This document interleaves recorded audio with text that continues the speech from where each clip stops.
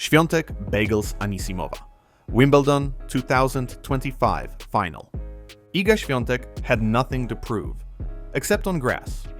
She was already a 5-time Grand Slam champion. She's been the world #1 for 125 weeks and has been dominant on both clay and hard courts.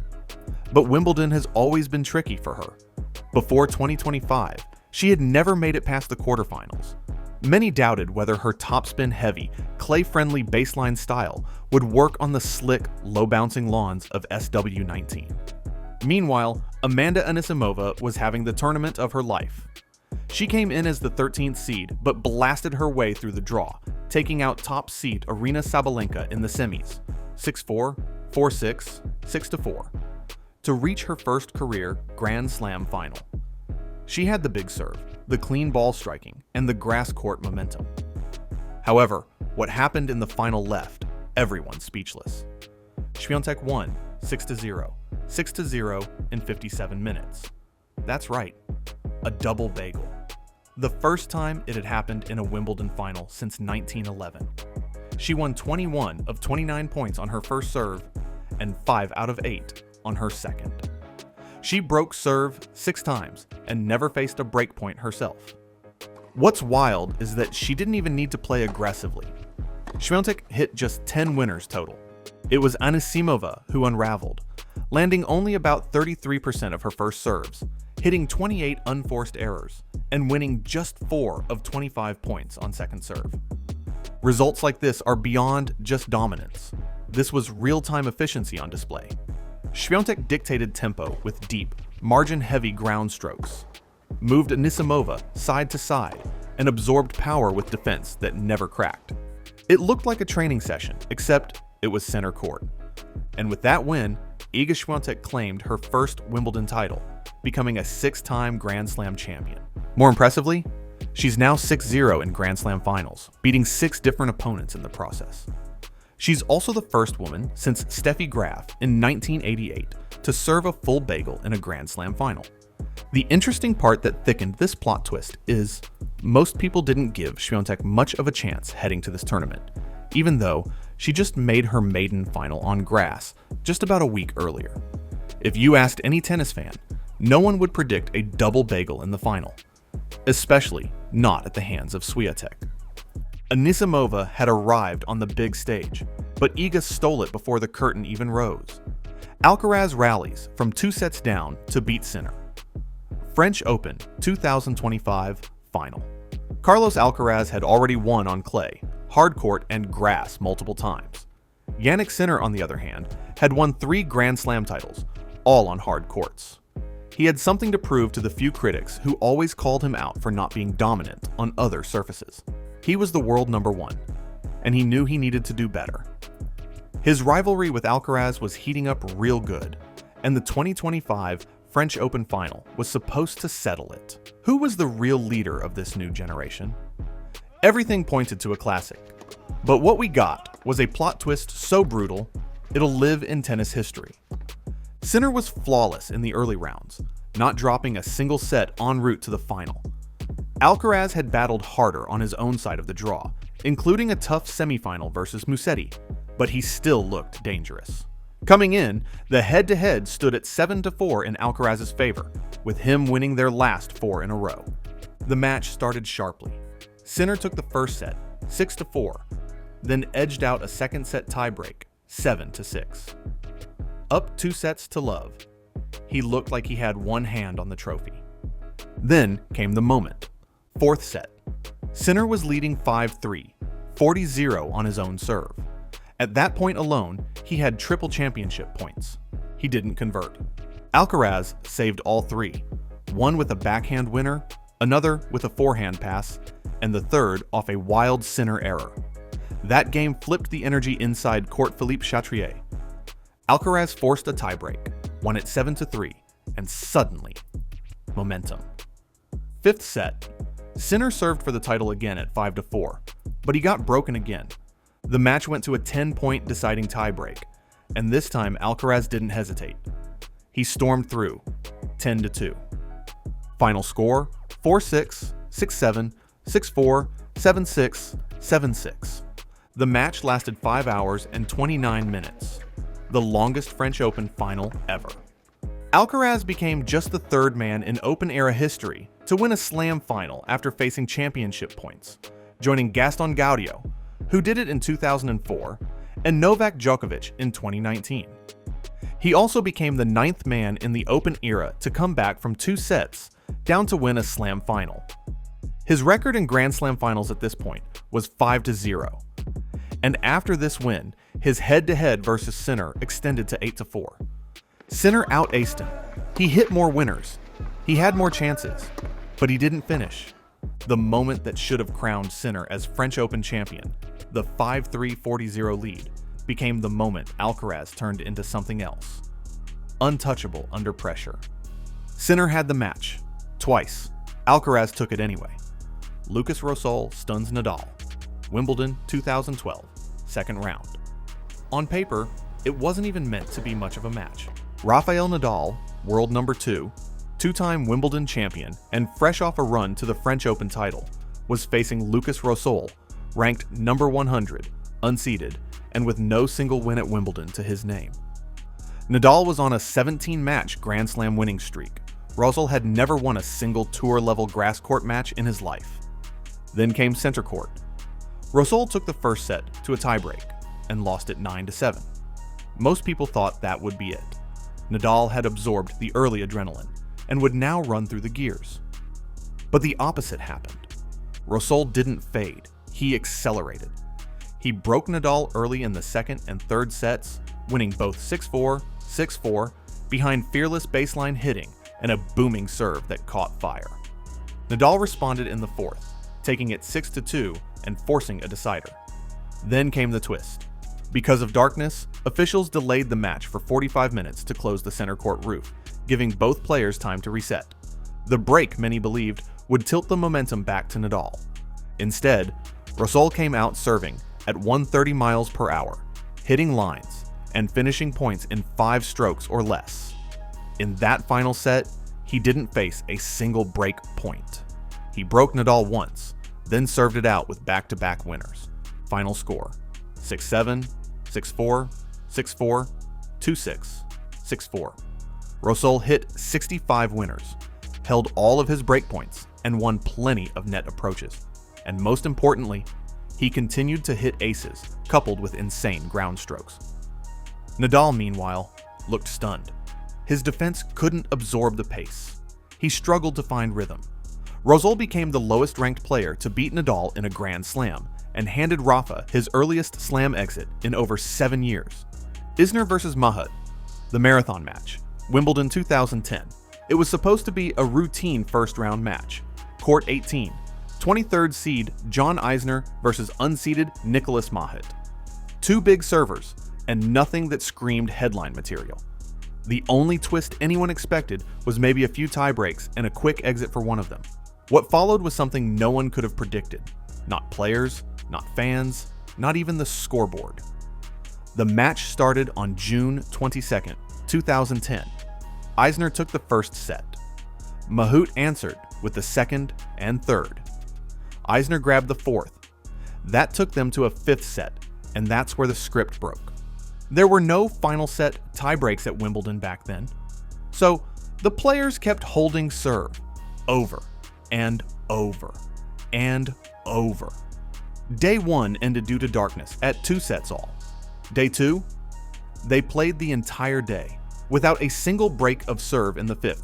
They stopped again at 59-59. It wasn't just long, it was absurd. When they resumed on day 3, it still took over an hour to find a finish. Isner finally broke Mahut in the 138th game of the final set, then served it out. Final score: 6-4, 3-6, 6-7, 7-6, 70-68. Match time: 11 hours and 5 minutes, the longest match in tennis history. The 5th set alone lasted 8 hours and 11 minutes. Between them, the 2 players hit 216 aces. Isner had 113, Mahut 103. They combined for 168 consecutive service holds. Mahut saved 4 match points before finally losing on the 5th. Isner collapsed in his chair afterward. He had to withdraw from his next match due to exhaustion. Mahut needed physical therapy and took weeks to recover. The stats from this match shattered every record. Longest match ever, longest set, most games in a set, 138. Most games in a match, 183. Most aces by two players in one match, 216. It even broke the Wimbledon scoreboard, which briefly froze at 47-47 before IT had to fix it manually. Wimbledon later installed a commemorative plaque on court 18 to honor the match. Lois Boisson's fairy tale run, French Open, 2025. Before the 2025 French Open, most people had never heard the name Lois Boisson. She was ranked number 361 in the world. She'd never made it past qualifying in a slam, and she entered Roland Garros as a wildcard. Just making the main draw felt like a career highlight. 2 weeks later, she was playing in a Grand Slam semifinal. Boisson's run wasn't just unexpected, it was the way she did it. It was statistically unprecedented. She became the lowest ranked woman in over 40 years to reach the final four of a major. But it wasn't just about the number next to her name. It was about the players she beat to get there. She opened her campaign by taking out Elise Mertens, a former top 15 player, in 3 sets.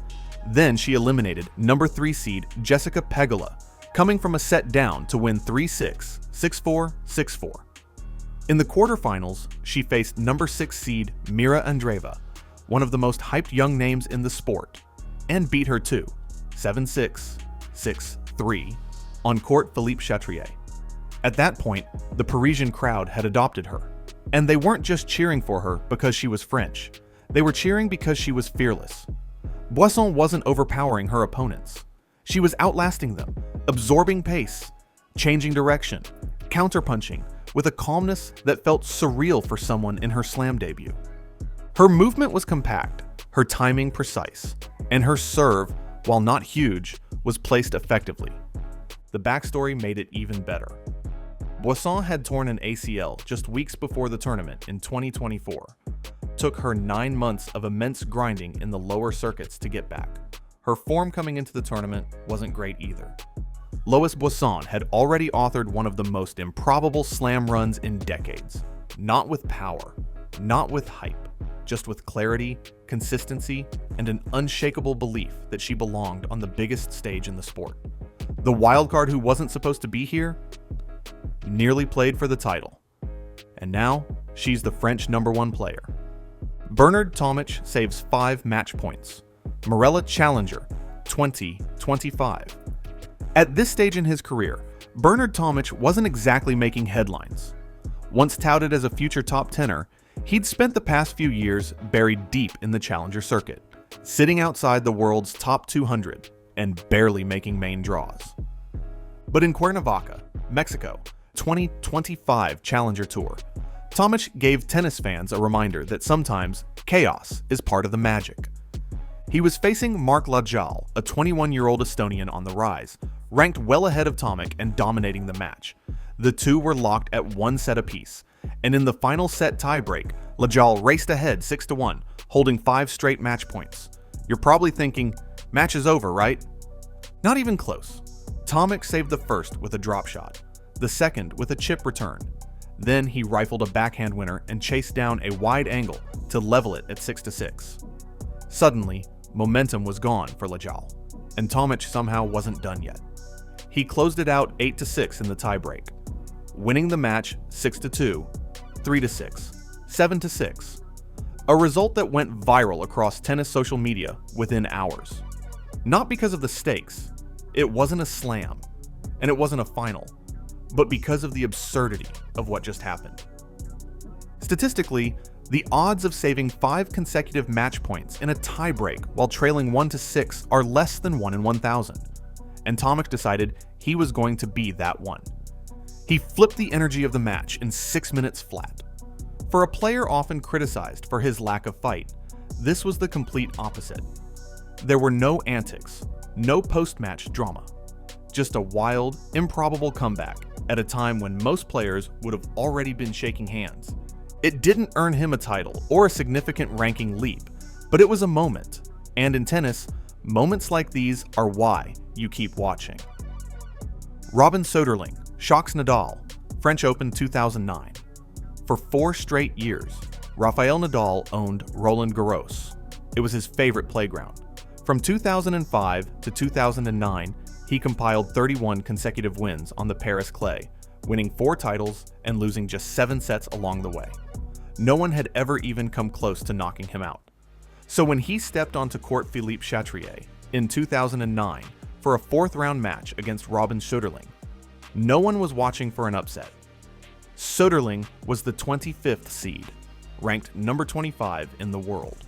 He had a big game, sure, but he had never made it past the 3rd round of a slam.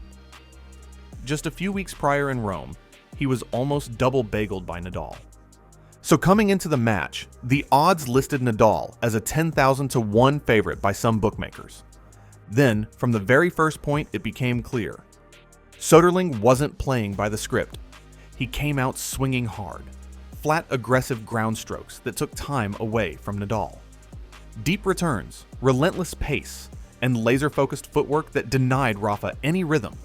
He broke Nadal twice in the first set and won it 6-2.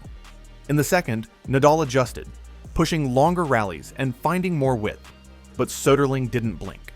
He held firm and took the set to a tiebreak, eventually losing it 7-6. At that point, people thought Nadal would now destroy his opponent in the following sets, just like he's done countless times before. Unfortunately for the 4-time winner, though, Soderling wasn't playing around. He was in the zone, and he kept firing forehands in every angle he could find, mixing it up with monster serves that got Nadal reeling. The 3rd set ended 6-4 in favor of the Swede. This was where the whole tennis world sat up straight, watching the magic unfold. No one had won 2 sets against Nadal at Roland Garros up until that point, adding more intrigue to what was going to happen. Soderling wasn't about to let the pressure get to him. He knew the only way to keep Nadal shackled was to continue his aggressive strategy that had won him 2 sets. At the other end, the King of Clay was struggling to block Soderling on his backhand, which kept exposing him to his massive forehand. The French crowd was excited by what was unfolding in their eyes. They rallied behind Soderling, and by the time they got to the 4th set tiebreak, Nadal was in a hostile atmosphere. Thousands in the stands had turned on him. Nadal gave everything he had to push for a 5th set, but Soderling stood tall, winning the 4th 7-6, and handing Nadal his first Roland Garros loss of his career. It was Nadal's first ever loss in 32 matches at the event. It shattered the illusion of invincibility. It also changed the course of that year's slam season. Because with Nadal gone, Roger Federer seized the opportunity, going on to win the 2009 French Open and completing his career Grand Slam. Soderling would ride that momentum all the way to the final, where he lost to Federer, but his name was already written into tennis history. Victoria Mboko's Canadian Masters breakthrough. 18-year-old Victoria Mboko entered the 2025 Canadian Masters in Montreal as a wild card ranked number 85 in the world. A year earlier, she'd been outside the top 300, grinding on the ITF circuit. By the end of the week, she was holding a WTA 1000 trophy and sitting inside the top 25. Her path to the title was a gauntlet. In just her 7th WTA main draw, she beat 4 Grand Slam champions in one tournament: Sofia Kenin, Coco Gauff, world number 2, Elena Rybakina, and Naomi Osaka in the final. She became only the 12th player in the Open era to achieve that, and the second youngest after Serena Williams at the 1999 US Open. The semi-final was already a survival test. Against Rybakina, Mboko saved a match point before winning 1-6, 7-5, 7-6. In the final, she dropped the first set to Osaka 2-6, then turned the match completely around. She broke Osaka 8 times out of 9 opportunities, finishing 2-6, 6-4, 6-1 in just over 2 hours. You should know this wasn't an isolated run for Mboko. The youngster started 2025 with a 22-match winning streak, capturing 5 ITF titles in her first 6 events, and building a 53-9 season record after Montreal. That grind, largely outside the spotlight, paved the way for one of the fastest ranking climbs in recent memory. from number 333 to the top 20 in under a year. So, which plot twist was the most shocking to you? Let us know in the comments. Thanks for watching and subscribe if you want more tennis content. See you next time.